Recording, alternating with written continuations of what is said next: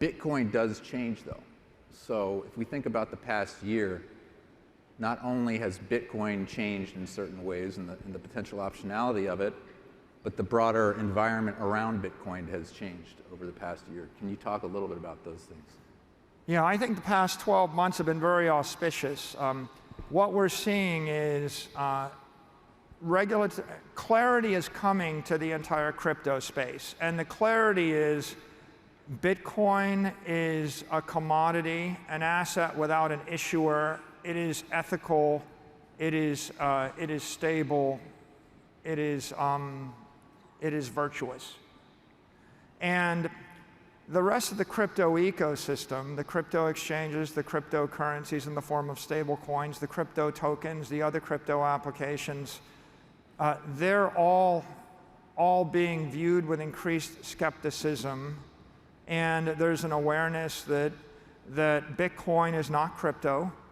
There's an education process where all the regulators, all the legislators, all the media figures, all the investors are realizing the benefits of the Bitcoin as an asset without an issuer.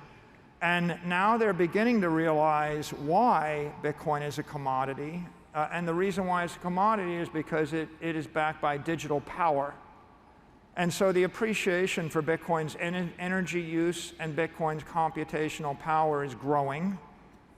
The confusion between Bitcoin and crypto is shrinking, disappearing. Capital's flowing from the crypto ecosystem into the Bitcoin network. Development effort and innovation is flowing from the crypto ecosystem to the Bitcoin network. There's an explosion in development effort on Lightning. There's going to be an explosion in all sorts of other development efforts. Anyone that wants to implement a cybersecurity application is going to have to ask the question, how can there be any security in cyberspace if I don't peg it into the Bitcoin network, if it's not built on Bitcoin? Those interested in national security are going to look to Bitcoin to provide cybersecurity and cyberspace for national interest. Those interested in financial security are going to look for the most secure financial asset in the world, and Bitcoin is the most secure financial asset in the world.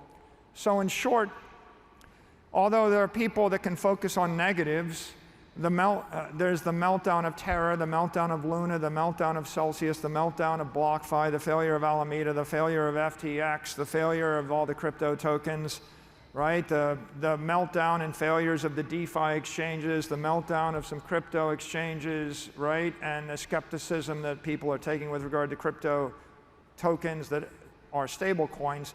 All of those things, which could be viewed in a negative light, are actually positive for Bitcoin because they're all accelerating the conclusion of the mainstream investor that Bitcoin is special and ethically sound, technically sound, and economically sound. And it's accelerating the understanding of the technology community that Bitcoin is the world's most secure database and the world's most secure network, and maybe in that way the most promising crypto network in the world.